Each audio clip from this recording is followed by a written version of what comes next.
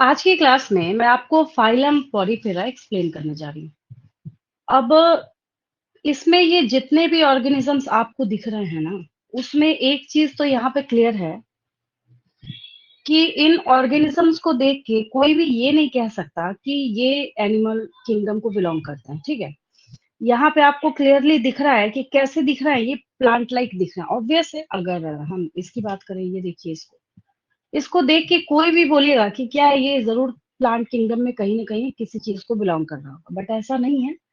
ये animal kingdom को belong करते हैं। तो वहां से एक आपके पास पॉइंट आता है क्या, अगर आपको एग्जाम में ऑप्शन में दिया है पॉरीफेरा, निडारिया, टिनोफोरा, फ्लैटवर्म्स या प्लेटिहेलमिन्थस, ठीक है, और अगर पूछा जाए कि which of the following phylum poses its relation with plants, ठीक है नहीं, हालांकि कोई रिलेशन है नहीं, या लोग ऐसा भी बोलते हैं कि इसको हम ऐसा मानते हैं कि ये प्लांट किंगडम और एनिमल किंगडम के बीच का कनेक्टिंग लिंक है। उसका सबसे बड़ा जो रीजन है वो ये है कि सही में ये, जब आप इसको देख रहे हैं तो ये क्या है, यहाँ पे स्टेबल होके एक जगह, और जिस चीज से कोई भी लिविंग ऑर्गेनिज्म अटैच होके रहता है, हम लोग उसको सबस्ट्रेटम कहते हैं। ठीक है, तो आपको यहाँ पे नजर आ रहा है कि क्या है, ये एक सबस्ट्रेटम से यहाँ पे अटैच है, चिपका हुआ है। ठीक है, यहाँ भी कैसे सबस्ट्रेटम से अटैच है। हर एक कंडीशन में आपको कैसा नजर आ रहा है कि ये सबस्ट्रेटम से अटैच है। ठीक है, पहली बात। अब क्योंकि हम लोग एनिमल किंगडम पढ़ रहे हैं, तो 5 किंगडम जो आपके पास थे, मोनेरा, प्रोटिस्टा, फंजाई, प्लैंटी, एनिमेलिया, तो कुछ पॉइंट्स इसके ऑब्वियस से हैं। जैसे क्योंकि ये एनिमल किंगडम को बिलोंग करता है, तो हमें पता है ऑलरेडी कि क्या है, ये मल्टी सेलुलर है, यूकैरियोटिक है, mode of nutrition is heterotrophic. ठीक है, अगर हम इसके हैबिटेट के बारे में बात करें, तो हैबिटेट में आपको एक चीज याद रखनी है कि मोस्टली क्या है, ये मरीन है। लेकिन ये बोलने का बिल्कुल भी मतलब नहीं है कि फ्रेश वाटर में बिल्कुल नहीं पाया जाएगा। अगर नहीं पाया जाता बिल्कुल भी फ्रेश वाटर में, तब हम लोग वहां पे एक स्टेटमेंट यूज करते, क्या कहते, बोलते हम लोग कि ये क्या है, एक्सक्लूसिवली मरीन है। लेकिन जब कभी भी आपको बोला जाए जनरली मरीन, तो आप समझ जाइएगा कि अच्छा ठीक है, जनरली तो ठीक है, बट कुछ ऑर्गेनिजम्स इसके फ्रेश वाटर में भी पाए जा सकते हैं। अभी जब मुझे आपको इस टॉपिक को पढ़ाना है, तो मैं आपको पॉलीफेरा बोल के पढ़ा रही हूँ।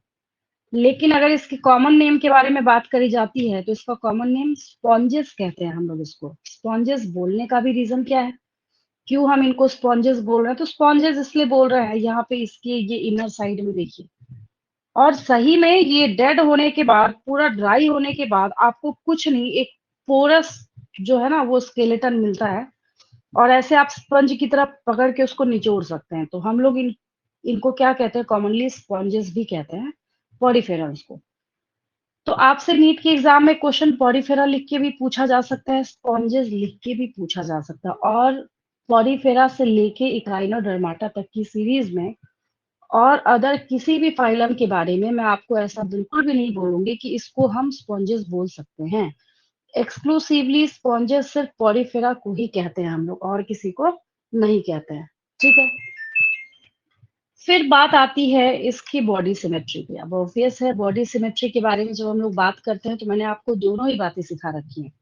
अगर आप अपने बिल्कुल डिस्क्रिप्टिव जो आपको पैरा दिया गया है बुक में, उसके बारे में बात करें, तो असिमेट्रिकल एनिमल्स है, बिल्कुल सही है, कोई दिक्कत नहीं है इसमें। ठीक है, आप जब इन ऑर्गेनिजम्स को ध्यान से देखते हैं, तो सही में आपको कैसा दिख रहा है, अभी इसको देखिए, कहीं कोई सिमेट्री नहीं है, कि एक भी ऐसा प्लेन आप ढूंढ के नहीं ला सकते जिसको कि हम टू इक्वल हाफ में डिवाइड कर सके। यहाँ से चाहे तब भी ये टू इक्वल हाफ में डिवाइड नहीं होगा, यहाँ से चाहे तब भी ये टू इक्वल हाफ में डिवाइड नहीं होगा। इसको सिर्फ हम कौन से प्लेन से डिवाइड कर सकते हैं, तो कई बार ऐसा होता है कुछ ऑर्गेनिजम्स, मैं सबके बारे में बात नहीं कर रही, लेकिन कुछ इसके ऑर्गेनिजम्स या मेंबर्स ऐसे होते हैं जो अगर इंडिविजुअल पाया गया, तो मैं आपको एक इमेज के थ्रू दिखाती हूँ, ऐसे आपको समझ नहीं आएगा।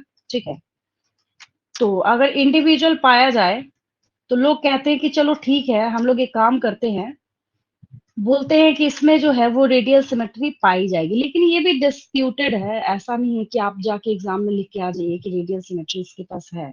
ठीक है, तो अगर कोई स्पॉन्ज ऐसा आपको दिखता है, तो लोग ऐसा कहते हैं कि चलो ठीक है, एक आधा में हम लोग क्या करते हैं, ऐसा मान लेते हैं।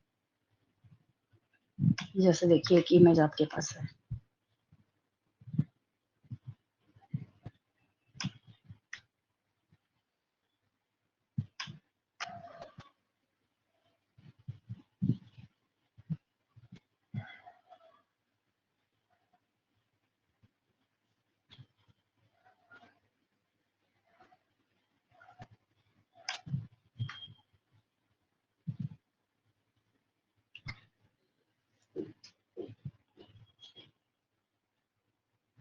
देखिए, जैसे यहाँ पे ये जो इमेज है मैं इसकी बात कर रही हूँ।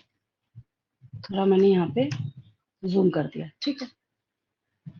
और इसकी बात करते हैं। इसके बारे में नहीं, ये नहीं शो कर रहा है, इसमें श्योर हो जाइए ये तो बिल्कुल भी शो नहीं कर रहा है। अगर इसके बारे में हम लोग बात करें तो हम लोग क्या करते हैं इसको, इसके खुद के सेंटर से पास होते हुए अगर एक से ज़्यादा प्लेन से कट करेंगे तो हमें क्या देखने को मिलेगा, रेडियल सिमेट्री मिल सकती है, बट ये गारंटी नहीं है, ठीक है?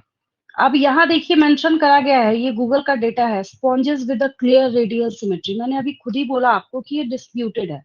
तो अगर कभी ऐसा लिखा हुआ आपको दिख जाए तो ये नहीं सोचना है, घबराना नहीं है कि क्यों ऐसा लिख दिया इसने रेडियल सिमेट्री। ये लेकिन सिर्फ इसके कब की बात करी जा रही है, जब ये कैसे मिल रहा है आपको, बिल्कुल सिंगल सॉलिटरी फॉर्म में मिल रहा है, तब की बात हम लोग कर रहे हैं। लेकिन ऐसे नॉर्मली जब आप देखेंगे तो इसमें सिमेट्री कैसी है, ये असिमेट्रिकल ही है। इसको हम ये नहीं बोलने लग जाएंगे कि बहुत ही अच्छा वेल डिफाइंड डिस्टिंक्टिव आपको क्या दिखने लग जाए इसमें, आपको बाइलेटरल या रेडियल सिमेट्री ले जाके देगा। तो ये रही सिमेट्री की बात, ये भी मैंने आपको क्लियर कर दिया। अब देखिए, फर्स्ट फाइलम मैं आपको पढ़ा रही हूँ पॉरीफेरा, क्योंकि फर्स्ट फाइलम है तो ऑब्वियस है कि हम बोल सकते हैं कि ये प्रिमिटिव मल्टी सेलुलर एनिमल्स हैं। बिल्कुल सही। बॉडी ऑर्गेनाइजेशन यहीं से तो शुरू ही कर रहे हैं, अभी तो हमने स्टार्ट किया ही है। तो स्टार्ट किया है तो इसके पास लेवल ऑफ ऑर्गेनाइजेशन अभी सेलुलर ही होगा, ये मैंने आपको याद करा रखा है पिछली क्लास में। एक इसके पास सेलुलर है, उसके बाद जो सिलेंट्राटा एंटीनोफोरा आएंगे टिश्यू टिश्यू, देन आपके पास आएगा प्लेटीहेल्मिन्थ्स, उसमें होगा ऑर्गन लेवल, और फिर उसके बाद के आगे की जितनी भी सीरीज है सब में organ system level of organisation. तो ये एक बहुत ही, और मैंने आपको बोला भी है कि हर एक फाइलम में ये पॉइंट आएगा ही आएगा, ठीक है? अब जो समझने वाली बात है ना उसकी बात करते हैं। यहाँ तक कुछ समझने वाला नहीं था, बोलने का क्या मतलब है, आपको जो दिख रहा है आपने वही बोला है। अब इनको हम स्पॉन्जेस बोलते हैं, पोरस बॉडी है तो हमने स्पॉन्जेस बोल दिया। ज्यादातर ये मेरीन हैबिटेट में पाए जाते हैं तो हमने जनरली मेरीन मेरीन बोल दिया, ठीक है? बॉडी सिमेट्री कैसी है इसकी, असिमेट्रिकल, आपने अभी खुद ही देखा अपनी आंखों से कि आपको ये सारे ऑर्गेनिजम्स कैसे दिख रहे हैं, असिमेट्रिकल दिख रहे हैं। ये देखिए, इसमें भी मैंने कुछ आपको ऐसा नहीं है कि कोई रटाने वाली बात करी हो। अगर इसकी बात करी जाए तो सही में यहाँ पे सारे के सारे कैसे दिख रहे हैं, असिमेट्रिकल यहाँ पे आपको नजर आ रहे हैं, ठीक है? उसके बाद देन जब हम लोग इसमें आगे बढ़ते हैं तो आपको ये कैसे दिख रहे हैं, तो ये मल्टी सेलुलर, अभी यूनिसेलुलर होता तो फिर हम अलग से पढ़ाई करते इसकी, ठीक है? तो ये कैसा है, मल्टी सेलुलर और प्रिमिटिव तो खैर बोलेंगे ही क्योंकि फर्स्ट फाइलम आप पढ़ रहे हैं अंडर एनिमल किंगडम। फिर उसके बाद हम बॉडी ऑर्गेनाइजेशन के बारे में जब सीखते हैं तो सेलुलर लेवल ऑफ ऑर्गेनाइजेशन, इतने पॉइंट आपको याद हो चुके हैं। अब इसके ना वाटर ट्रांसपोर्ट और कैनाल सिस्टम के बारे में बात करते हैं। सबसे पहली चीज, अगर किसी पॉरीफेरा के बॉडी प्लान को आप देखते हैं, मान लीजिए ये इसके अंदर की ऐसे सेंट्रल कैविटी है, दिख ही रहा है आपको। अब ये जो इसकी सेंट्रल कैविटी है, हम लोग क्या करते हैं, इसका नाम हमने रख रखा है, जैसे यहाँ पे एक इमेज हम निकालते हैं। मेरा ये बोलने का मतलब है कि आपको इसके, इस पॉलीफेरा के माउथ का ये रिम दिखाई दे रहा है, यहाँ पे ऐसे दिख रहा है। तो ये जो ओपनिंग आपको दिख रही है ना, जैसे यहाँ दिख रहा है, ये देखिए मैं इसकी बात कर रही हूँ, येलो में येलो पता ही नहीं चल रहा, मैं सिर्फ इसकी बात कर रही हूँ। ये देखिए, ये this opening is known as osculum. याद रहेगा क्या बोला मैंने, ऑस्क्यूलम बोला, क्या बोला मैंने, ऑस्क्यूलम। यहाँ देखिए इन सब में ओपनिंग है, यहाँ पे भी क्या है, ऐसे ओपनिंग है, यहाँ भी क्या है, ऐसे ओपनिंग है। तो ये जो इसके पास सिंगल ओपनिंग है, इसके पास ये जो इसके पास सिंगल ओपनिंग है, हमने इसका नाम क्या रख रखा है, हमने इसका नाम रखा है ऑस्क्यूलम। क्या बोलेंगे हम लोग इसको, ऑस्क्यूलम बोलेंगे, ठीक है? तो और इसके बाहर जो ये सारे आपको पोर्स नजर आ रहे हैं, सही में पोरस बॉडी होती है बाहर से लेके अंदर तक। यहाँ अंदर भी देखिए ऐसे पोर्स दिख रहे हैं। अब क्या सिग्निफिकेंस है इन पोर्स का, ये अभी हम देखने जा रहे हैं किसमें, जब हम इसके वाटर ट्रांसपोर्टेशन को सीखते हैं। अब उसका तरीका क्या है, वाटर को इन होना है ऑस्टिया के थ्रू। ऑस्टिया क्या है, अब ये भी क्वेश्चन अराइज होता है। इसके बॉडी के बाहर के साइड जो पोर्स हैं, that pores are known as ostia. अगर एक से ज्यादा है तो ओस्टिया बोलेंगे, अगर आपको सिंगुलर बोलना है तो ओस्टियम बोलेंगे हम लोग। क्या बोलेंगे? ओस्टियम बोलेंगे। बात समझ आई आपको? अगर आप एक को बोलना चाहते हैं तो ओस्टियम बोलेंगे, एक से ज्यादा बोलना चाहते हैं तो ओस्टिया बोलेंगे। ठीक है। तो वाटर इन कैसे करेगा? ऑस्ट्रिया के थ्रू ये इन करेगा। ऑस्ट्रिया के थ्रू इन करने के बाद आउट होगा ऑस्क्यूलम से। अभी सिखाया मैंने आपको। और ये जो इसके अंदर की जो कैविटी है ना, ये अब उसको भी कुछ नाम देंगे हम लोग यहाँ पे। इसके अंदर की जो पूरी यहाँ से लेके यहाँ तक आपको कैविटी दिख रही है, तो मैंने आपको सिखा रखा है कि कैविटी के लिए हम लोग टर्म यूज करते हैं सीलोम। याद आया? बॉडी कैविटी को सीलोम सिखाया था मैंने आपको प्रीवियस लेक्चर में। तो अब इसके पास सीलोम नहीं है। मैं ऐसा बिल्कुल भी नहीं बोल रही कि हम लोग यहाँ पे पॉइंट लिख देंगे पॉरीफेरम कंटेन सीलोम, बिल्कुल भी नहीं। मेरा ये बोलने का मतलब है कि वहां से हमने सिर्फ ये COEL कैविटी के लिए हमने सील उठाया है बस। स्पॉन्जेस के अंदर की कैविटी नाम हो गया स्पॉन्जोसील। याद हो गया? हमने इस सेंट्रल जो कैविटी है ना इसके पास, बार बार मैं रिपीट कर रही हूँ, बच्चों को कंफ्यूजन क्या होती है। ये जो इसके पास सिंगल ओपनिंग है दैट इज ऑस्क्यूलम। अब बच्चे क्या करते हैं, कैविटी को याद कर लेते हैं ऑस्क्यूलम और ओपनिंग को याद कर लेते हैं स्पॉन्जोसील। गलत है ये। बार बार मैं रिपीट कर रही हूँ। इसके पास जो ओपनिंग है, जो माउथ लाइक ओपनिंग है दैट इज ऑस्क्यूलम। और जो ये सेंट्रल कैविटी है दैट इज स्पॉन्जोसील। अंदर का जो पूरा का पूरा इसका स्पेस है दैट इज स्पॉन्जोसील। ठीक है। तो अब यहाँ पे जो स्पॉन्जोसील अवेलेबल है, तो इस स्पॉन्जोसील में वाटर इन हुआ। कैसे इन हुआ? ऑस्ट्रिया के थ्रू। वाटर कहां से कहां गया? Not from osculum towards ostia. याद रखेंगे, ऐसा नहीं मैं बोल रही कि जो बच्चे एग्जाम में लिख के आते हैं वो क्या लिखते हैं वो भी मैं बता रही हूँ। उनका ये कहना है, बच्चे लिखते हैं, उनको लगता है कि अच्छा ये माउथ लाइक ओपनिंग है तो वाटर बाहर से इन होगा और यहाँ पे अंदर से बाहर आउट होगा। ये गलत है, ऐसा नहीं होता। ठीक है। इसका उल्टा होता है। उल्टा बोलने का क्या मतलब? कि वाटर को अगर यहाँ पे इन करना हो तो ये ऑस्ट्रिया से इन करेगा। कहां से इन करेगा? ऑस्ट्रिया से इन करेगा। स्पॉन्जोसील में गया। अब उसी बीच में इस पॉलीफेरा को क्या करना है, ये जो उसमें से फूड गैदरिंग कर सकता है, जितना एनर्जी ले सकता है, क्योंकि हम इसमें जो डाइजेशन है वो अभी बोलेंगे इंट्रासेलुलर डाइजेशन। मतलब हर एक सेल जो है वो रिस्पॉन्सिबिलिटी लेगा खुद के डाइजेशन की। ठीक है। तो उतने बीच में से इसको क्या करनी है, फूड गैदरिंग करनी है, उतने से ही इसको एनर्जी लेना है। ठीक है। फिर वो वाटर जो है यहाँ से आउट हो जाएगा ऑस्क्यूलम के थ्रू। ठीक है। तो एक आपको ये बात समझ आई, मैंने बोला कि वाटर इन कैसे होगा ऑस्ट्रिया के थ्रू, आउट कैसे होगा ऑस्क्यूलम के थ्रू। कहा गया? The central cavity that is sponge. नाम क्या है यहाँ पे? स्पॉन्जोसील है। सबको समझ आया? जो इसके अंदर मैंने आपको कैनाल सिस्टम समझाया, समझ आया सबको? इसका जो वाटर ट्रांसपोर्ट सिस्टम है समझ आया सबको? Yes ma'am. Clear? Yes body ma'am. के, हाँ, बॉडी के एक्सटर्नल पोर्स को क्या कहते हैं? बॉडी के एक्सटर्नल पोर्स को क्या कहते हैं? बाहरी पोर्स जो को ऑस्टिया। हाँ, जो बाहर है, जो इसके बाहर है, ये इन पोर्स की बात कर रहे हैं। These are ostia. कोई दिक्कत नहीं किसी को? ठीक है। इस सेंट्रल कैविटी को क्या कहते हैं? Central ma'am cavity. स्पॉन्जियोशील। हाँ, very good. Spongocoel that spongocoel. Is, हाँ, spongocoel. Then the opening, the single opening is known as, osculum ma'am. हाँ, वेरी गुड। समझ आ ऑस्क्यूलम। गया सब? हाँ, ठीक है, वेरी गुड। देखिए, तो बाहर से वाटर इन हो रहा है, स्पॉन्जोसील में गया और सीलम से बाहर हो गया। अब आ गया समझ में? मैंने बोला ऑस्टिया से इन किया, ऑस्क्यूलम में गया, स्पॉन्जोसील में गया, ऑस्क्यूलम से बाहर हो गया। ठीक है। तो ये तीन टर्म जो है एक सीरीज में आपको यहाँ पे याद करना है। नीट के एग्जाम का क्वेश्चन क्या है? नीट के एग्जाम का क्वेश्चन है एक एग्जाम्पलर क्वेश्चन कि देखिए मैं आपको बताती हूँ। क्वेश्चन मैं यहाँ पे लिख देती हूँ, आपको समझ आएगा मैं क्या बोल रही हूँ। 1 मिनट लगेगा हार्डली। क्वेश्चन देखिए क्या है। विच of the following is the correct series for water canal system in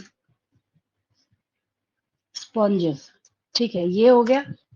अब आपको यहाँ पे 4 ऑप्शंस दिए जाएंगे। ऑप्शन ए में लिखा है, पहले आपको लिखा है स्पॉन्जोसील, फिर उसके बाद यहाँ पे स्पॉन्जोसील के बाद एरो दिया हुआ है। ठीक है, मैं ऐसे कर देती हूँ अभी फिलहाल आपको समझने के लिए, ऐसे एरो दे दिया इसमें।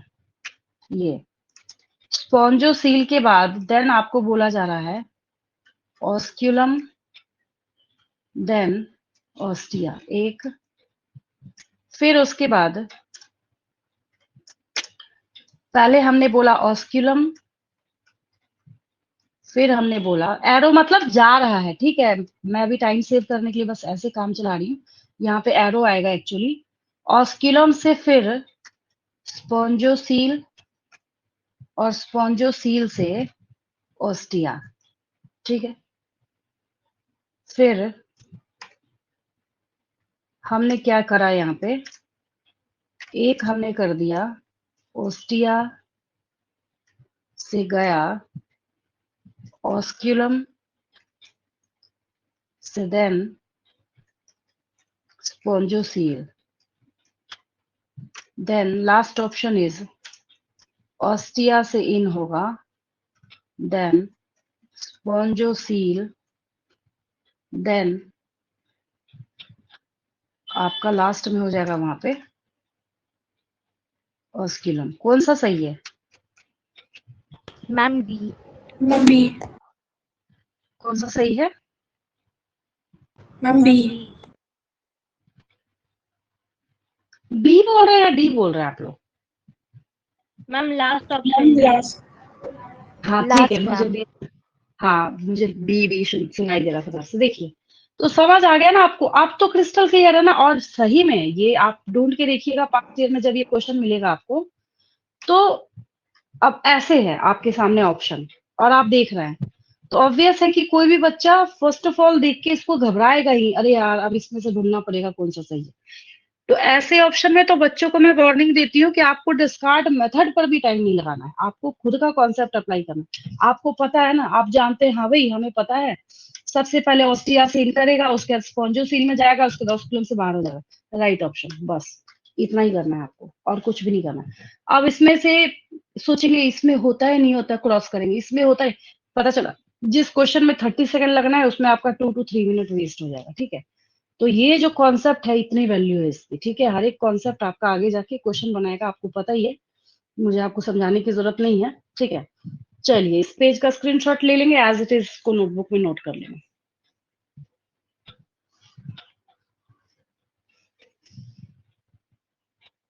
और जैसे है इसकी सीरीज आपने एज इट इज यहाँ पे नोट करना है। Water enters through minute pores, ठीक है, which are known as ostia in the body wall into a central cavity that is spongiocele, from where it goes out through the osculum। बाहर किससे जा रहा है?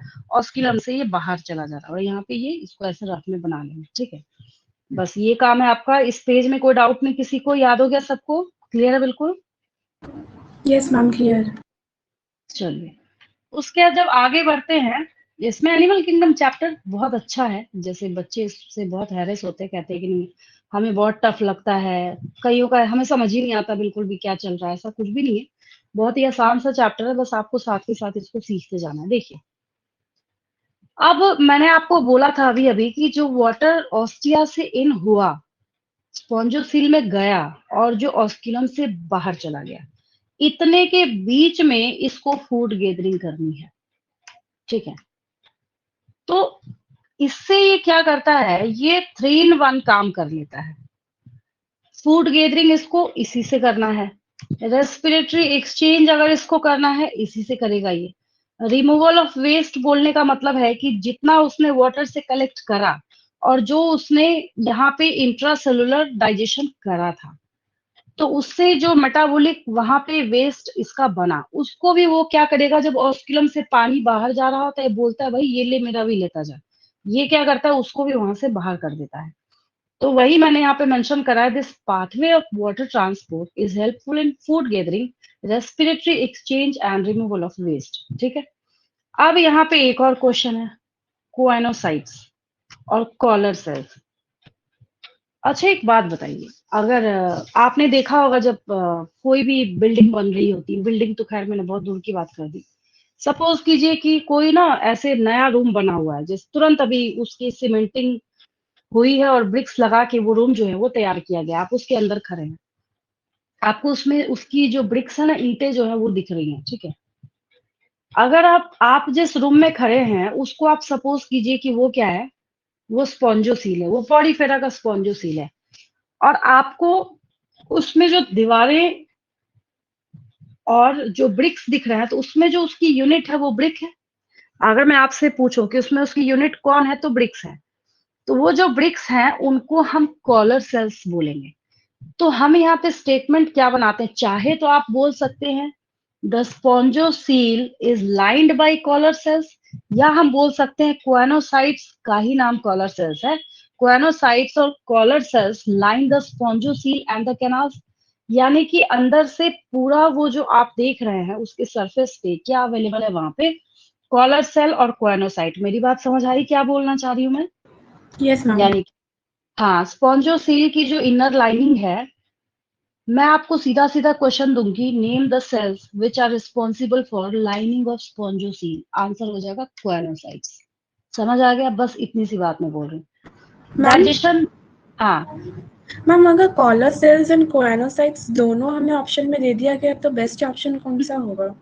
नहीं, ऐसा होगा ही नहीं। ठीक है, ऐसा बिल्कुल भी नहीं होगा, दोनों सेम ही है। ठीक है, ऐसा ओके मैम। बिल्कुल भी ऑप्शन नहीं होगा। नीट का जो क्वेश्चन पेपर बना रहे होते हैं वो खुद ही बहुत ज्यादा एक्सपर्ट होते हैं, तो ऐसा बिल्कुल भी नहीं होगा। ठीक है, अगर दिया गया है तो इसका मतलब किसी ऐसे पर्सन ने पेपर बना दिया जिसको बायो का पता भी नहीं है।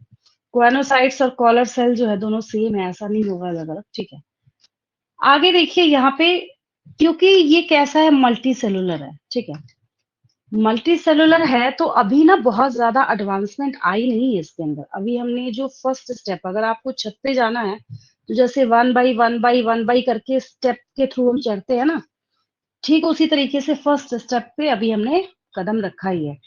तो इसका जो डाइजेशन है अभी इंट्रा सेलुलर है। इंट्रा मतलब अंदर, नॉट इंटर। इंटर सेलुलर मैंने नहीं बोला, मैंने इंट्रा बोला। इंट्रा मतलब इनसाइड। तो इसका जो डाइजेशन है उसकी रिस्पॉन्सिबिलिटी यहाँ पे सेल्स खुद ले रहे हैं। तो हमने यहाँ पे क्या बोला, डाइजेशन इज इंट्रा सेलुलर। ये भी क्वेश्चन है, each and every line is a question. Reason क्या है, अब भाई इतने सालों से नीट का एग्जाम होता चला आ रहा है। पहले AIPMT बोला जाता था, बाद में नीट हो गया। ठीक है, तो इतने सालों से जब ये एग्जाम होता चला आ रहा है तो ऑब्वियस है, इस साल कोएनोसाइट पूछा तो अगले साल डाइजेशन पूछ लिया, तो अगले साल स्पॉन्जिन फाइबर पूछ लिया, तो ऑब्वियस है हर एक जो है वो पास्ट ईयर का क्वेश्चन बन जाता है। क्योंकि बच्चों के दिमाग में ये क्वेरी आती है, क्या ये भी क्वेश्चन है, ये भी क्वेश्चन है। तो ऐसे सोच के देखेंगे, अगर एक पॉइंट एक ही साल पूछा जा रहा है तो ऑब्वियस है इतने सारे ईयर्स में जो क्वेश्चन पेपर आपको आया है तो पूरा टॉपिक तो कवर करके ले ही जाता है। अब बात करते हैं क्वेनोसाइट्स में और स्पॉन्जिन फाइबर्स में, बच्चे कंफ्यूज करते हैं। ठीक है, अब देखिए मैं बताती हूँ ये स्पॉन्जिन फाइबर्स क्या है। आप लोगों की उधर वेस्ट बंगाल में दशहरा बहुत धूमधाम से होता है, तो वहां पे जो स्टैचूज बनती हैं, तो कभी आपने मूर्तियों को बनते हुए देखा है? शुरू में वो बनता कैसे है, कैसे बनता है? Yes ma'am. मतलब उसमें आपने देखा होगा पहले बहुत मोटे मोटे तार वगैरह लगा के, वायर्स लगा मैम के, स्टिक्स लगाते हैं। हाँ पहले ना उसमें स्केलेटन तैयार करते हैं उसका, करते हैं ना? या सिर्फ वो मिट्टी मिट्टी जोड़ के चले जाते हैं? ऐसा तो नहीं करते। अगर वो कोई स्केलेटन नहीं देंगे तो वो क्या होगा, टूट जाएगी। पता चला ले जा रहे हैं रास्ते में टूट गया, तब भी दिक्कत है। तो सबसे पहले जो भी बना रहा होता है उसको, वो इस बात का ध्यान रखता है कि सबसे पहले हमें क्या करना है, इसको प्रॉपर स्ट्रेंथ प्रोवाइड करना है। ठीक उसी तरीके से भाई जो भी है, जैसा भी है, भले ही मैंने बोला बिल्कुल लो लेवल का ऑर्गेनिज्म है, वो भी ठीक है, लेकिन आखिर आप इसको देख के पहचान तो रहे हैं ये पॉरीफेरा है। अगर इसकी एक आइडेंटिटी है, अगर इसकी एक पहचान है, अगर ये पहचाना जा रहा है, तो कुछ ना कुछ तो शेप है ना इसके पास जिससे आप इसको पहचान रहे हैं। ये देखिए आप इससे पहचान रहे हैं इसको। अब अगर आज के बाद से आपको इसमें से कोई इमेज दिखता है तो आप ऑब्वियसली बता सकते हैं कि ये पॉरीफेरा है। इतना तो आपने सीख ही रखा है। तो जब ये क्या है, जब ये पॉरीफेरा है, तो बोलने का ये मतलब हुआ कि जरूर इसका कुछ ना कुछ स्केलेटन तो जरूर होगा। ठीक है, तो जो इसका सपोर्ट सिस्टम है और जो इसका स्केलेटल सिस्टम है वो स्पॉन्जिन फाइबर्स का बना हुआ है। किसका बना हुआ है? वो स्पॉन्जिन फाइबर्स का बना हुआ है। और स्पॉन्जिन फाइबर्स को ही स्पिक्यूल्स कहते हैं हम लोग। स्पॉन्जिन फाइबर्स को ही क्या कहते हैं? स्पिक्यूल्स। दोनों में फर्क है। क्वानोसाइट क्या है? पूरी बॉडी जब फॉर्म हो गई, आपने उसके स्पॉन्जोसील के अंदर की लाइन पे जो देखा ना, जो सेल, दैट आर क्वानोसाइट्स। और जो इसका स्केलेटन है, मतलब जिसने इसको सपोर्ट सिस्टम दे के रखा हुआ है, वो कौन है? वो स्पिक्यूल्स या स्पॉन्जिन फाइबर्स। तो दोनों में डिफरेंस समझ आया सारे बच्चों को? क्वानोसाइट्स और स्पिक्यूल्स या स्पॉन्जिन फाइबर्स में फर्क समझ आया आपको? दोनों में डिफरेंस पता चला? Yes ma'am. हाँ, इसमें कंफ्यूज नहीं करेंगे। चलिए आगे देखिए। हाँ, इस पेज का ले लेंगे स्क्रीनशॉट पहले।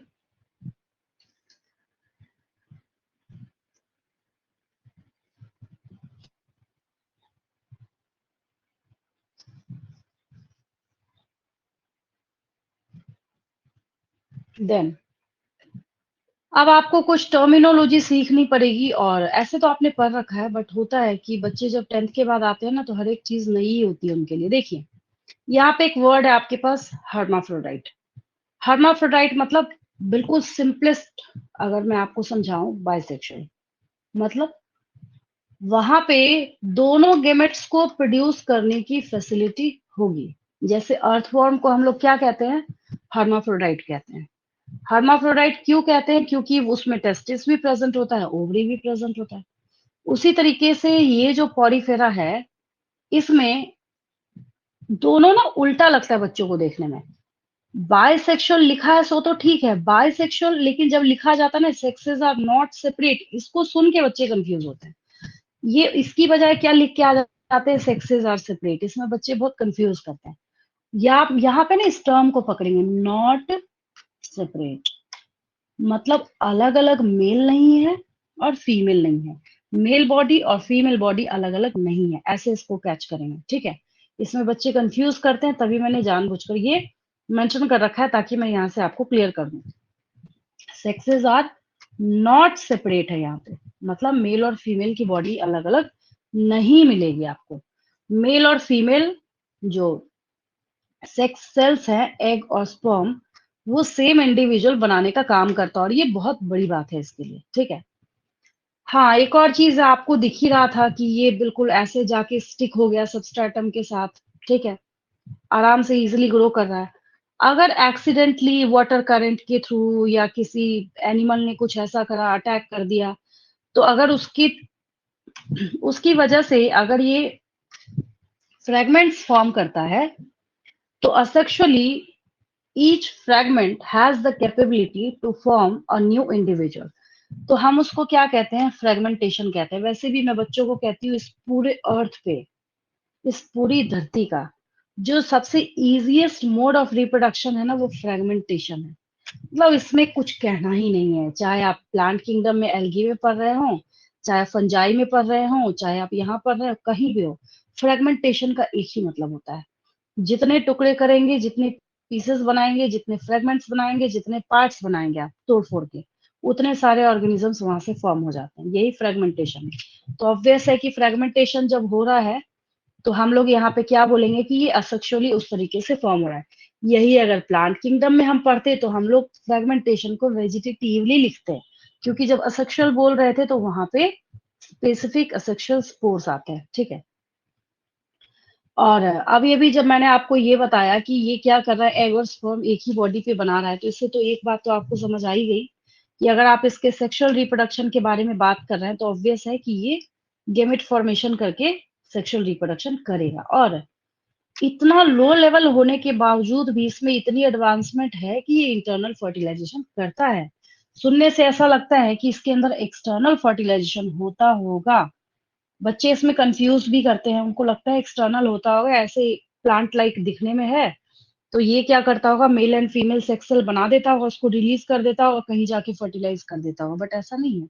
इसमें फर्टिलाइजेशन जो है वो इंटरनल है, बॉडी के अंदर ही होता है। अब यहाँ पे एक और चीज है जिसमें बच्चे बहुत ज्यादा कंफ्यूज करते हैं। जब यहाँ पे बात करी जाती है डेवलपमेंट की, ठीक है, डेवलपमेंट को लेके बच्चे, क्योंकि हर एक फाइलम में अब ये आएगा ही आएगा, कोई भी ऐसा फाइलम नहीं है जिसमें आपका नहीं लिखा जाएगा। एक मैंने ये आपको जब मैं सिखा रही थी ना क्राइटेरिया, तो मैंने नहीं बताया था शायद आपको, तो मैं ये देखिए आपको बता देती हूँ। डेवलपमेंट जो है, सबसे अच्छी बात तो ये है कि आपको इसमें ना दो ही चीजें सुनने को मिलेगी। एक आपको मिलेगा डायरेक्ट डेवलपमेंट, और दूसरा आपको सुनने को मिलेगा इनडायरेक्ट डेवलपमेंट।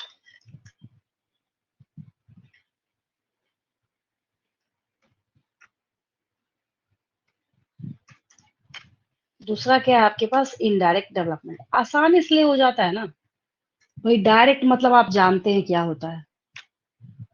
सबसे अच्छा एग्जाम्पल है इसका ह्यूमन बीइंग्स। जब आप ह्यूमन बीइंग्स के किसी भी चाइल्ड को देखते हैं, तो पता है देख के कि भाई इसका पेरेंट कौन है, ह्यूमन है, ठीक है। यानी कि अगर किसी ऑर्गेनिज्म के फॉर्म होने की जर्नी के बीच में कहीं कोई लार्वल स्टेज नहीं होता है, तो उसको डायरेक्ट डेवलपमेंट कहते हैं। अगर उसके बीच में कोई लार्वल स्टेज प्रेजेंट होगा, तब हम उसको इनडायरेक्ट डेवलपमेंट बोलते हैं, ठीक है। डायरेक्ट डेवलपमेंट में हमेशा आपको लिखा जाएगा लार्वल स्टेज इज एब्सेंट, है ही नहीं इसमें। मतलब जो न्यू बॉर्न है ना, वो डायरेक्टली रिजेंबल करेगा पेरेंट को, पेरेंट जैसा दिखेगा। अब हमने यहाँ पे लिखा लार्वल स्टेज इज एब्सेंट, तो यहाँ हम लोग कर देंगे लार्वल स्टेज इज प्रेजेंट। यहाँ हम लोग क्या कर देंगे, लार्वल स्टेजेस एब्सेंट को मैं यहाँ पे प्रेजेंट कर देती हूँ, बस डन हो गया, प्रेजेंट होगा यहाँ पे। और यहाँ पे एक और चीज है, जो लार्वा है वो अपने पेरेंट को बिल्कुल भी रिजेंबल नहीं कर रहा होता। यहाँ पे एक हैरानी की बात तो ये है, फ्रॉग के लार्वा को देखा है आपने? फ्रॉग के लार्वा को कभी देखा है आपने? Yes ma'am. कैसा दिखता है?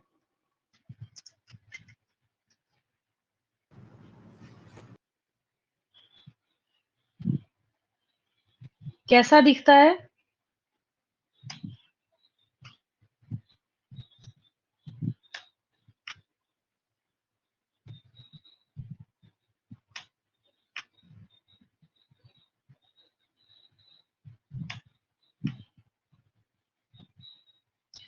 अब देखिए, ये जो आपको दिख रहा है ना, ये किसी बंदे को दिखा दीजिए जिसने एनिमल किंगडम नहीं पढ़ा हो, उसको बोलिए पहचानो क्या है ये। मेरे ख्याल से 100 के 100% जो बंदे हैं ना, उसमें से फ्रॉग तो कोई नहीं बोलेगा। बोलेगा कोई इसको फ्रॉग? बताइए। कोई भी नहीं बोलेगा इसको कि ये फ्रॉग है। हाँ, कोई भी नहीं बोलेगा। वॉर्म लाइक दिख रहा है ये, है ना, छोटा सा वॉर्म लाइक दिख रहा है, बट एक्चुअली ये फ्रॉग का लार्वा है। तो क्या ये जो लार्वा है ये अपने पेरेंट को रिजेंबल कर रहा है क्या? पेरेंट की तरह दिख रहा है क्या? नहीं। लार्वल स्टेज में एक यहाँ पे स्पेशल पॉइंट ये भी आता है कि कोई भी लार्वल स्टेज कभी भी अपने पेरेंट को रिजेंबल नहीं कर रहा होता, और तभी बोला जाता है कि बीच का ये एक इंटरमीडिएट स्टेज होता है।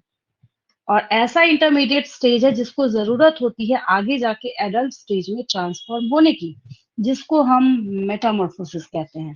तो एक और चीज है कि जब हमने बोला transformation of a larva into an adult is known as metamorphosis, ठीक है। मैंने जब पहले आपको सिखाया था मेटाजेनेसिस, जब बोला था, तभी मैं बच्चों को बार बार रिपीट करती हूँ कि मेटामॉर्फोसिस के साथ कभी भी इसको कंफ्यूज नहीं करना। अच्छा, इसमें डायरेक्ट और इनडायरेक्ट डेवलपमेंट को समझने में तो कोई डाउट नहीं किसी को, ये क्लियर है? डायरेक्ट डेवलपमेंट में लार्वल स्टेज का तो नामो निशान होगा ही नहीं, सवाल ही नहीं उठता। इनडायरेक्ट डेवलपमेंट में लार्वल स्टेज जो है ये प्रेजेंट होगा। इतनी बात तो समझ आ गई आप, ठीक है। उसके बाद यहाँ पे एक और टर्म आता है आपके पास, मेटामॉर्फोसिस। तो जब मैंने आपको बोला मेटामॉर्फोसिस के अंदर, अब ये हर जगह काम देगा, ये जो मैंने एक बार बता दिया ना, इसका ये बिल्कुल भी मतलब नहीं है कि अगली क्लास में आप बिल्कुल इसको भूल जाएं और फिर सोचे मैम फिर से बताया हमें, तो ऐसे आपका ना टाइम वेस्ट हो जाएगा। तो इसको आपको याद करना है, transformation of a larva into an adult is known as metamorphosis, is known as Metamorphosis. समझ आया सबको? अगर आज के बाद से कोई आपसे पूछता है कि मेटामॉर्फोसिस का क्या मतलब है, तो जब एक लार्वा एक एडल्ट में ट्रांसफॉर्म हो जाता है तो इस फिनोमेना को हम लोग मेटामॉर्फोसिस कहते हैं। इसको नोट करके लिख लेंगे, क्योंकि मैं ऐसा तो बिल्कुल भी नहीं बोलूंगी कि सिर्फ पॉरीफेरा के लिए ही कॉपीराइटेड पॉइंट है, क्योंकि जिस जिस फाइलम के अंदर आपको लार्वल स्टेजेस दिखेंगे या लार्वा नजर आएगा, उस फाइलम में तो आपको पढ़ना पड़ेगा कि इसमें मेटामॉर्फोसिस जो है उसको ऑब्जर्व किया जाता है। यस और नो? सोच के देखिए, क्या हम मेटामॉर्फोसिस डायरेक्ट डेवलपमेंट वाले में लिख सकते हैं? No ma'am. नहीं लिख सकते ना, कभी भी नहीं लिख सकते हम लोग, क्योंकि भाई ऑब्वियस है, जिसमें लार्वल स्टेज पाया जाएगा वही तो बोलेंगे मेटामॉर्फ। अगर मैं लार्वल स्टेज इज प्रेजेंट लिखने की बजाय बोल दूं मेटामॉर्फोसिस इज ऑब्जर्व्ड, तो आप समझिए अच्छा इसका मतलब लार्वा जो है वो पाया जाता है, और वही जो एडल्ट में ट्रांसफॉर्म होगा तो हम लोग उसको मेटामॉर्फोसिस बोलेंगे। ठीक है, याद रहेगा?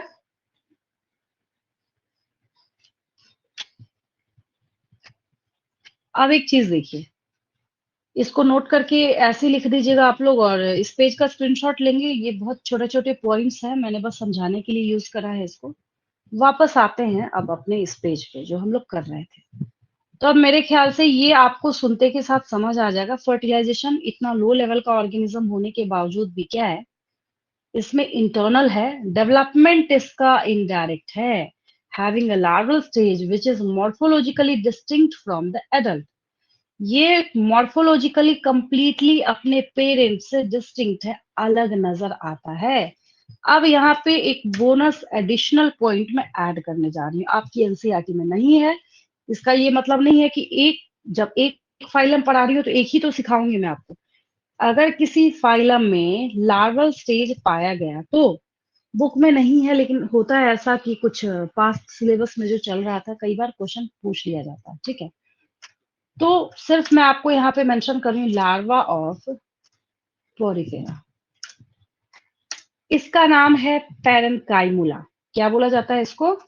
पैरेन्काइमुला। बस एक ही चीज तो याद करनी है आपको, बाकी तो सब मैंने सिखा दिया आपको। Parenchymula, porifera, P for porifera, P for parenchymula, P for porifera, P for parenchymula, ऐसे करके याद कर लेंगे। 5 टाइम्स लिख लेंगे, 10 टाइम्स रिपीट कर लेंगे, 2 मिनट लगेगा, हमेशा के लिए याद हो जाएगा। ठीक है, इसका नाम है पैरेन्काइमुला बोला जाता है इसको। ठीक है, ये पॉरीफेरा का लार्वा है, उसको क्या कहते हैं हम लोग? पैरेन्काइमुला बोलते हैं। ठीक है, चलिए अब इस पेज का भी स्क्रीनशॉट ले लेंगे।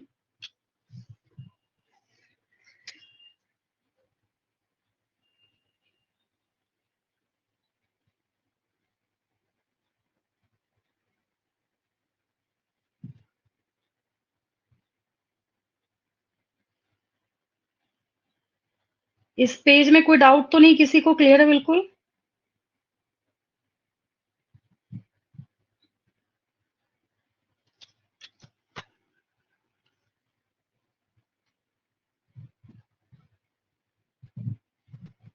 इस पेज में कोई डाउट नहीं, किसी को क्लियर है बिल्कुल? Yes ma'am.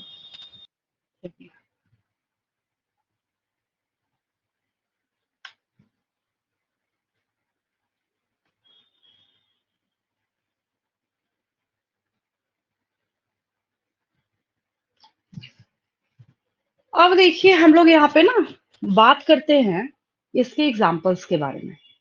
अभी अभी जो आप देख रहे थे ना, आपको ऐसे बहुत सारी ब्रांचिंग शो कर रहा था, तरह तरह के जो पॉलीफेरा आपको दिख रहे थे, इत्तेफाक से मोस्टली क्या थे उसमें, आपने साइकन देखा। किसको देखा आपने? साइकन देखा, याद रहेगा। साइकन को ही स्काइफा कहते हैं हम लोग, साइकन स्काइफा। ये फर्स्ट जो एग्जाम्पल है किसका है? पॉलीफेरा का है, साइकन स्काइफा। एक बात हमेशा याद रखेंगे, पॉरीफेरा की जब बात करें तो मैंने आपको कंप्लीट फुल किंगडम याद करा रखा है, फुल फाइलम। एनिमल किंगडम का जो फर्स्ट फाइलम है आपका पॉरीफेरा, मैंने आपको याद करा रखा है। आपको क्या याद करना है? एक मैंने अभी आपको उसका लार्वा बताया है, पैरेंकाइमुला, और एक जो है मतलब दूसरा जो पार्ट है इसका एग्जाम्पल्स का। क्योंकि अब कोई आपसे क्वेश्चन नहीं पूछने जा रहा पॉरीफेरा या स्पॉन्जेस लिख के, वो तो 9th के बच्चों से पूछा जाता है। आपसे जो क्वेश्चन पूछा जाएगा वो साइकन, स्पॉन्जिला, यू स्पॉन्जिया, और ये तो कितने साल पूछा गया ना, वो आप खुद चेक कर लीजिएगा। 4 आपको ऑप्शन दिया है, विच of the following is the fresh water sponge. आपको 4 ऑप्शन दिए गए, एक यू प्लेक्टेला आपके 9th क्लास में लिखा हुआ था, वो भी एग्जाम्पल है इसका, ठीक है। साइकन, स्पॉन्जिला, यू स्पॉन्जिया, यू प्लेक्टेला, तो किसको टिक करेंगे? Spongilla is the fresh water sponge. अब देखिए एक चीज यहाँ पे, पहला तो आपने साइकन सीखा एग्जाम्पल इसका, ये जो है यहाँ पे दैट इज स्पॉन्जिला, ये फ्रेश वाटर में पाया जाता है। क्योंकि हमने पहले ही लिख रखा है, जब हम इसका हैबिटेट लिख रहे थे तो आप एक चीज याद रखेंगे, यहाँ पे हमने लिखा था जनरली मेरीन। अगर हम कहीं किसी के ऊपर स्टैंप लगा दें एक्सक्लूसिवली मेरीन, मतलब आप उसका एक मेंबर भी गलती से भी ढूंढ के फ्रेश वाटर में से नहीं ला सकते। तो हमने एक्सक्लूसिवली तो लिखा ही नहीं था, हमने जनरली मरीन लिखा था, ठीक है। तो जनरली मरीन होने का मतलब कि कुछ ना कुछ कहीं ना कहीं तो फ्रेश वाटर में पाया जाएगा। तो यहाँ पे आपके बुक में एक फ्रेश वाटर स्पॉन्ज का जो एग्जाम्पल है दैट इज स्पॉन्जिला। क्या नाम है उसका? स्पॉन्जिला, याद रहेगा। Spongilla is the fresh water sponge. अब एक चीज देखिए, ये ना बाथ स्पॉन्ज है।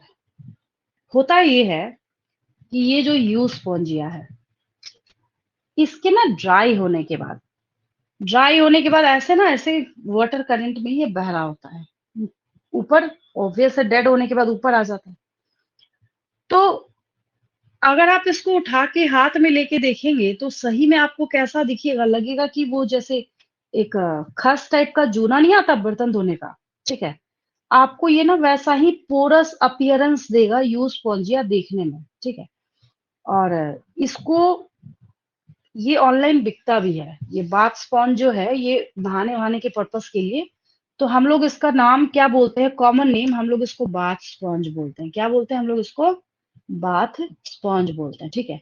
पहले तो इस पेज का स्क्रीनशॉट लेंगे, एग्जाम्पल्स हैं ये आपके, जो कि मस्ट है। एक ही चीज तो बच्चों को मैं बार बार रिपीट करती हूँ कि तुमको मैं एक दिन में एक फाइलम जो याद करा रही हूँ, बस उसी का एग्जाम्पल तो याद करना है, 3 4 या 5 हार्डली, बस। उससे ज्यादा तो आपको उसमें सीखना ही नहीं है, उसमें याद ही नहीं करना है।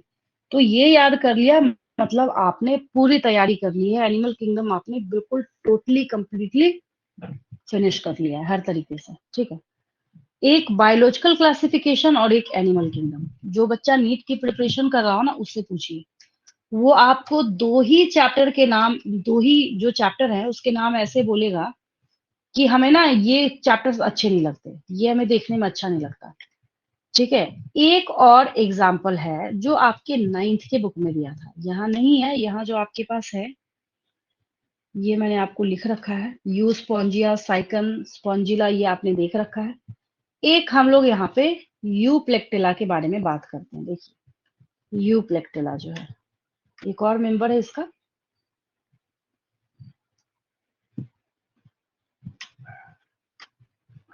ये देखिए काफी ब्यूटीफुल होता है ये यू प्लेक्टेला है, पॉलीफेरा का ही एग्जाम्पल है ये। इसका नाम है यू प्लेक्टेला, मेंशन कर देती हूँ मैं यहाँ पे।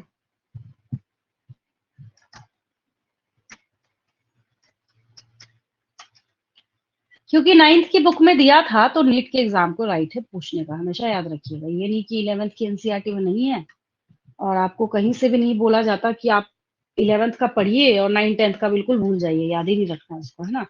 यू प्लेक्टेला ये आपके 9th की बुक में दिया हुआ था, और ऐसा ही कुछ डायग्राम भी वहां पे बना हुआ था। एनसीईआरटी की बुक देखेंगे उसमें आपको मिल जाएगा।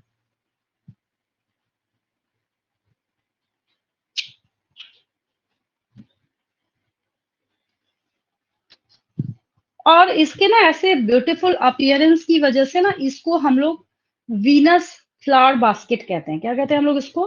वीनस फ्लावर बास्केट कहते हैं। वैसा ही अपीयरेंस भी दे रहा है ये। मैं लिख देती हूँ यहाँ पे नीचे, थोड़ा सा स्पेस है मेरे पास, या ऊपर लिख देती हूँ।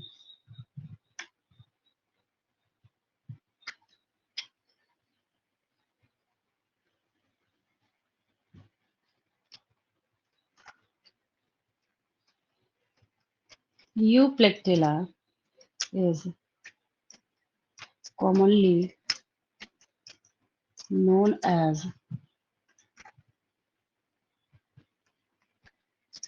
Venus flower basket.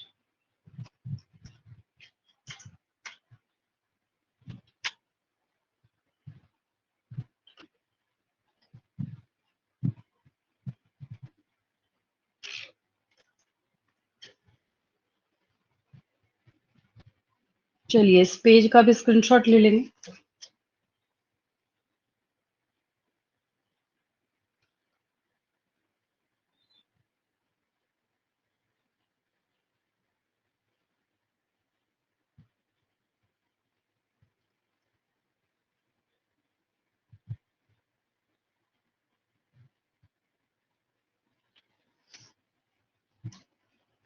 अब एक और चीज है, ये जो आप जितने भी पॉरीफेरा के बारे में सुन रहे हैं, ठीक है, इसका तो आपने ले लिया होगा स्क्रीनशॉट। ये जितने भी स्पॉन्जेस आपको दिख रहा है, ठीक है, अब इस बीच वाले को देखिए ध्यान से। ये आपको कैसा दिख रहा है? ये आपको ग्रीन अपीयरेंस में दिख रहा है। पता है ग्रीन क्यों दिख रहा है? ये ग्रीन यहाँ पे इसलिए दिख रहा है क्योंकि इसके साथ ना एल्गी अटैच्ड हो जाते हैं। कई बार ऐसा होता है कि कई स्पॉन्जेस की बॉडी पे जो एल्गी है वो अटैच्ड हो जाते हैं। सवाल ये उठता है कि जब एल्गी अटैच हो जाता है तो ये रिलेशनशिप कैसा होगा इसका? क्योंकि जहां पे जब एक ऑर्गेनिज्म के साथ मैम एसोसिएशन, सिम्बियोटिक। हाँ वेरी गुड, दूसरा एसोसिएशन मतलब दूसरा ऑर्गेनिज्म पाया जाता है, तो उस रिलेशनशिप को हम लोग क्या कहते हैं? जब दोनों को बेनिफिट हो एक दूसरे से, तो उसको हम सिम्बायोटिक या म्यूचुअलिज्म बोलते हैं। सिम्बायोटिक रिलेशनशिप या फिर म्यूचुअलिज्म, ठीक है। तो बस एक पॉइंट में लिखूंगी, बहुत हो जाएगा, फिर आपके लिए एनफ हो जाएगा। चलिए एक हम लोग यहाँ पे, ये तो खैर बात के आप एग्जांपल्स लिख रहे थे, हाँ इस पेज की बात करते हैं, अब सही रहेगा। बाकी वो दो एक दो तो एक्स्ट्रा नोट पेज था, तो चलिए एक चीज, अगर आपको कभी कंफ्यूजन हो कि ये मूव करता है या नहीं करता है, तो बिल्कुल भी नहीं करता है, ठीक है।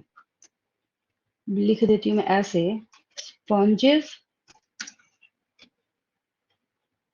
are attached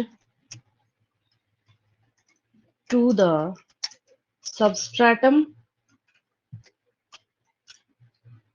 किसी भी नॉन लिविंग, चाहे वो छोटा सा कोई स्टोन हो, चाहे रॉक पीस हो, कुछ भी हो, किसी भी चीज से जो ये अटैच है, उसको हम नाम देंगे सबस्ट्रेटम। इसको नहीं बोलेंगे, उस चीज को हम सबस्ट्रेटम बोलेंगे। एंड डोंट मूव, मूव भी नहीं करेगा जब चिपका हुआ है उसके साथ, तो पहली बात। देन दूसरी बात,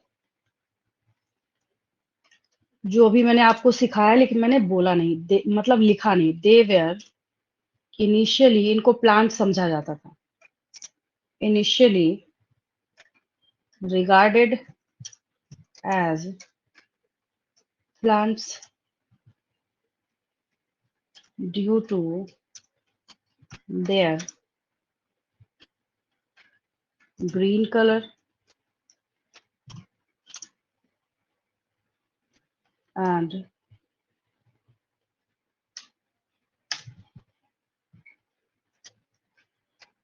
their symbiotic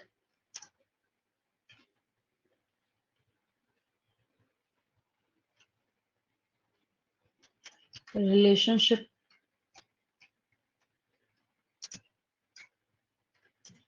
with algae। इसकी वजह से ना लोग शुरू में कंफ्यूज हो गए। सही में जो आपको अभी मैंने एग्जांपल दिखाया, तो वो आपको कैसा दिख रहा था? वो सही में प्लांट जैसा ही लग रहा था, जो मैंने आपको ग्रीन वाला शो करा अभी।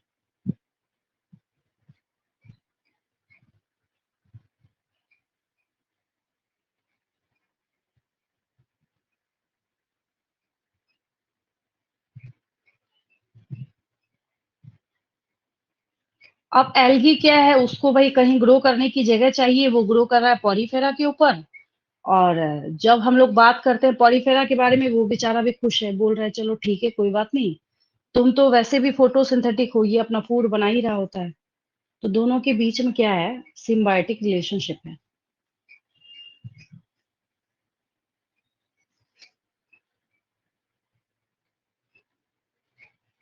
ये जो सिंगल सेल्ड और मल्टी सेलुलर एल्गी है, सिंगल सेल वाले के साथ भी एसोसिएटेड हो सकता है और मल्टी सेलुलर वाले के साथ भी एसोसिएटेड हो सकता है। इस पेज का भी स्क्रीनशॉट ले लेंगे।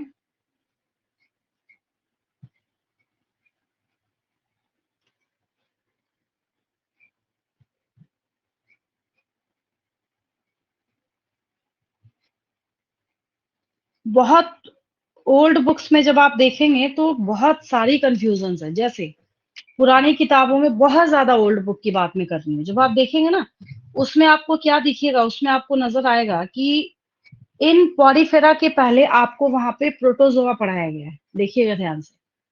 अगर आपको ओल्ड बुक्स जो मोटी मोटी आती थी ना, जिसके पेजेस वगैरह अब तक येलो पड़ चुके होंगे, तो आपको क्या नजर आएगा कि इस पॉरीफेरा के पहले ना उसमें प्रोटोजोआ पढ़ाया गया है। लेकिन अब नहीं होता। अब प्रोटोजोआ को आपको पता है यहाँ से उठा के कहाँ वापस फेंका जा चुका है, पिटिस्टा में पढ़ते हैं आप लोग, ठीक है। पता चल गया कि क्या है वो, एनिमल किंगडम को तो बिल्कुल भी बिलोंग नहीं करता है। तो चलिए, यहाँ तक कोई डाउट नहीं किसी को, पॉरीफेरा क्लियर है बिल्कुल।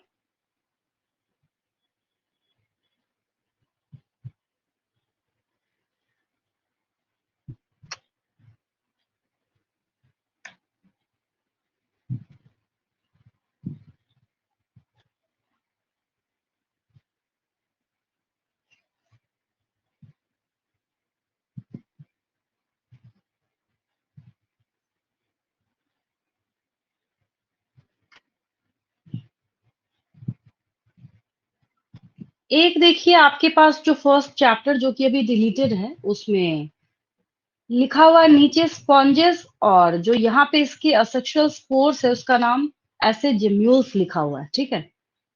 आपसे पूछा जा सकता है, बस इसका स्क्रीनशॉट ले लीजिए, बहुत है आपके लिए, सफिशिएंट है। सिर्फ स्पॉन्जेस में जिम्यूल्स याद रखेंगे, सफिशिएंट है आपके लिए।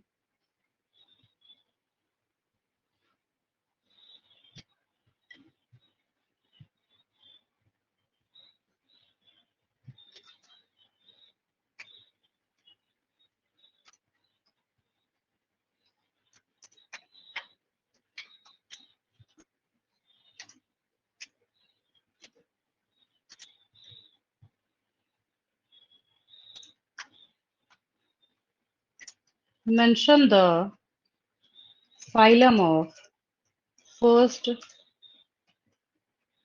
multicellular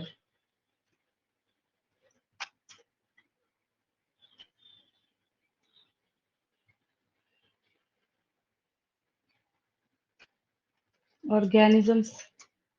क्या मैम हो जाएगा? पॉलीफेरा। हाँ ठीक है, porifera. Then explain water canal system in porifera. अब पॉरीफेरा करके तो पूछा नहीं जाएगा, अब मैंने यहाँ पे यूस्पोंजिया लिख दिया, ऐसे पूछा जाएगा आपसे, ठीक है। अब अगर आप सोचेंगे कि हर एक क्वेश्चन के आंसर में आपसे पॉरीफेरा पॉरीफेरा पॉरीफेरा करके पूछा जाए, तो बिल्कुल भी नहीं पूछा जाएगा। हमेशा याद रखिएगा, आपसे उसके एग्जाम्पल का नेम लिख के ही पूछा जाएगा, ठीक है। यूस्पोंजिया।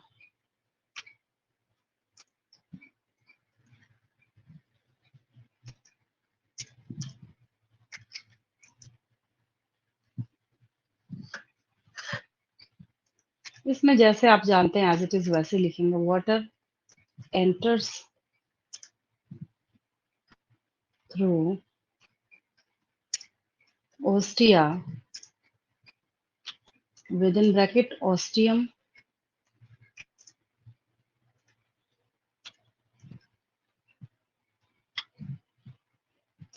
From various minute pores ostia हुई है, यही minute pores what I. Ostia है, पता ही आपको। टू स्पॉन्जोसील, ऑस्ट्रिया से स्पॉन्जोसील में गया एंड देन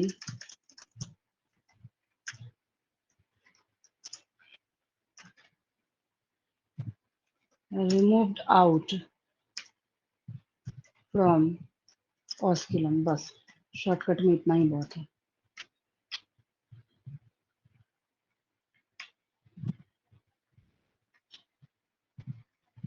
बोलने का ये मतलब है कि अगर आपको इसका सीरीज लिखना है, जैसे मैंने बोला, एक पूछा गया नीट के एग्जाम में, तो सबसे पहले आप लिखेंगे ऑस्ट्रिया, ऑस्ट्रिया के बाद लिखेंगे स्पॉन्जोसील, स्पॉन्जोसील के बाद लिखेंगे ऑस्क्यूलम, और ये आपका यहाँ पे जो है इसका direction.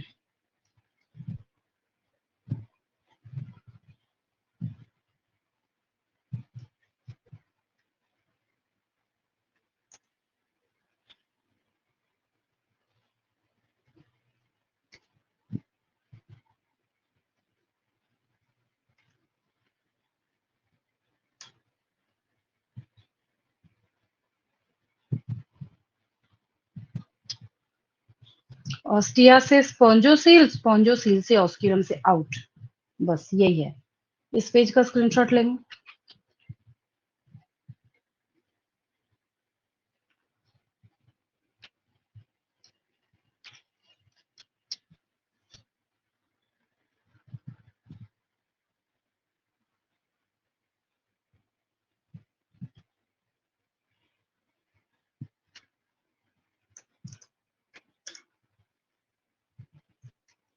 Name the cells in Porifera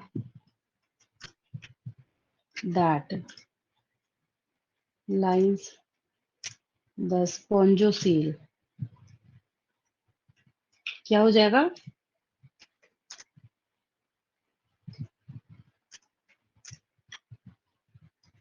Choanocytes और collar cells।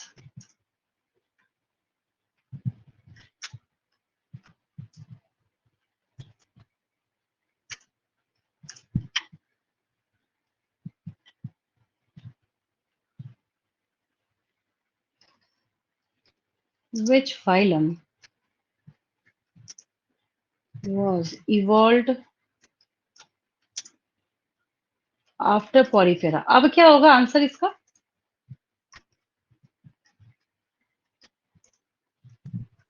Nidaria. हाँ, वेरी गुड, ठीक है। पॉरीफेरा के बाद नेक्स्ट सीरीज में कौन है? निडेरिया है, तो ऑब्वियस वही हो जाएगा आंसर, निडेरिया और Coelenterata.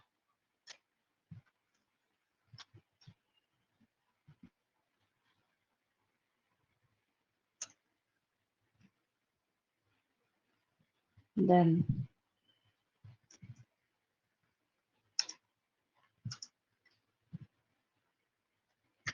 mention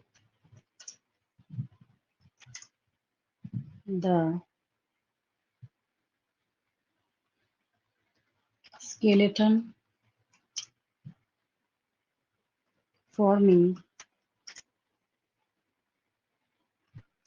fibers in Porifera। Spongin fibers, yes, PQs।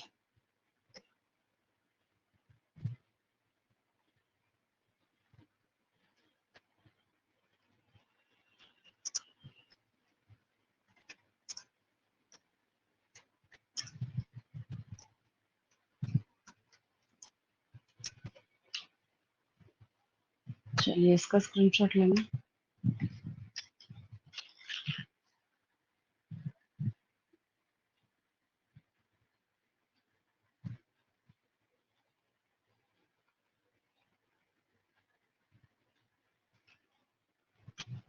हो गया ये done.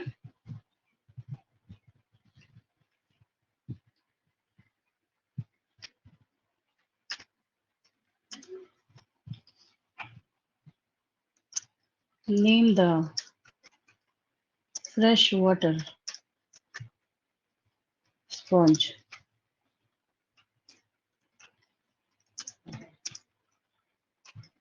Spongilla.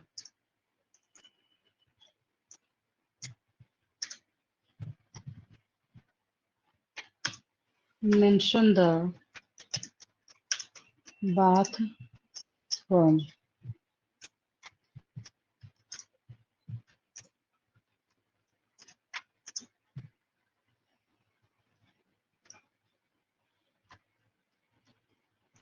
Use spongia. Then give examples of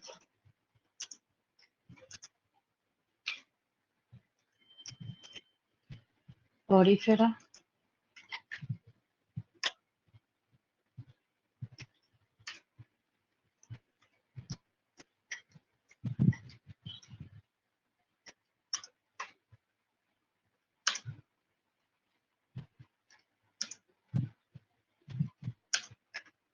पहला। फर्स्ट मैंने आपको सिखाया साइकोन और स्काइफा,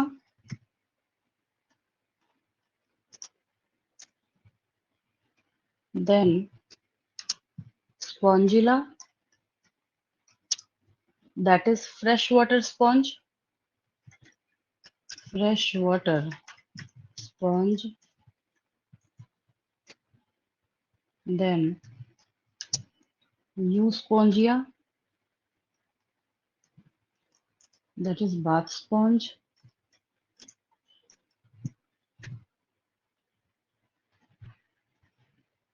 then euplectilla,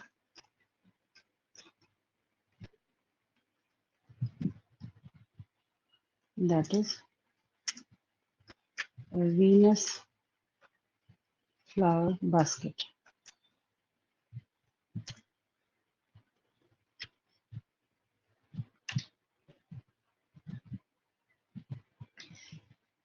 चलिए इस पेज का स्क्रीनशॉट लेंगे।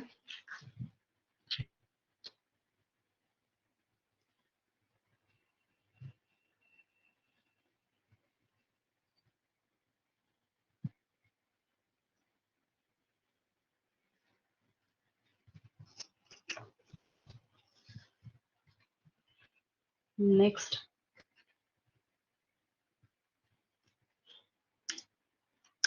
5 मार्क का क्वेश्चन, इसको अच्छे से तैयार कर लेंगे। Right detailed note on Porifera. उसके बाद अब जो मैं क्वेश्चन लिख रही हूँ ना, बिल्कुल क्विक फटाफट आप लोग आंसर करेंगे। 10th क्वेश्चन में लिख रही हूँ, give appropriate term for the following description। बहुत सारे क्वेश्चंस रह रहे हैं, ये तो कुछ भी नहीं है जो मैंने आपको दिया है।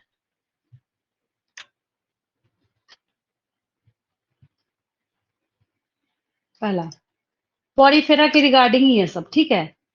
सिंगल ओपनिंग क्या हो जाएगा, फटाफट बोलते चलिए। ऑस्क्यूलम क्या होगा, osculum. Then central cavity, central body cavity भी कर सकते हैं। सेंट्रल बॉडी कैविटी, कैविटी से कैच करेंगे स्पॉन्जोसील। देन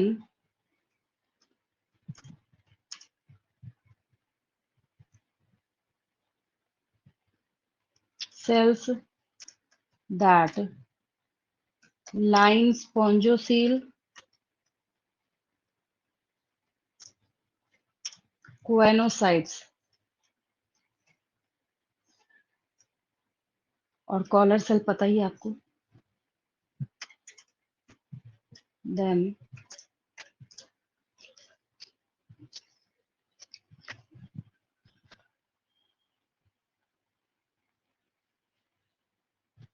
बाथ स्पॉन्ज अभी तुरंत कराया है मैंने, euspongia, then fresh water sponge,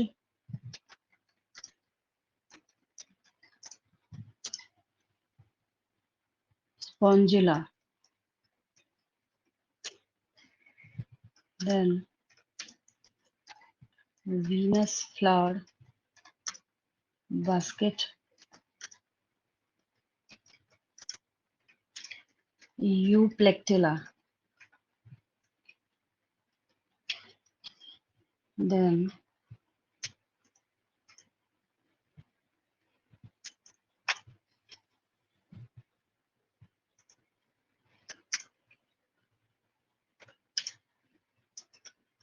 type of development in sponges, indirect,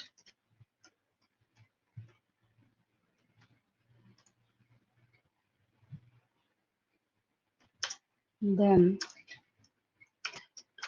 larva of Porifera parenchyma,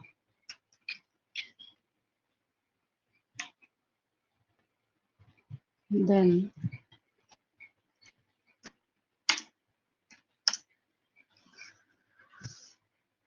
outer pores in sponges, ostia, pores one लिखा है, एक नहीं पूछा मैंने, then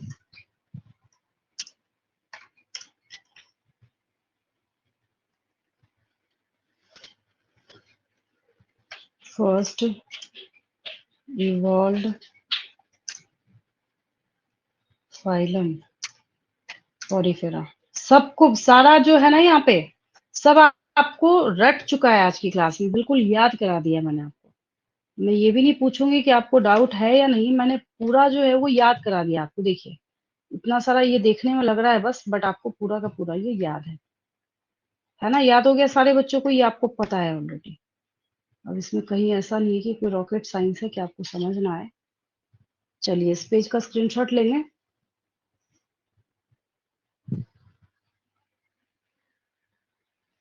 आज की क्लास क्लियर है, बिल्कुल डाउट नहीं किसी को? Yes, ma'am. चलिए लीव करूं मैं? Sure, ma'am.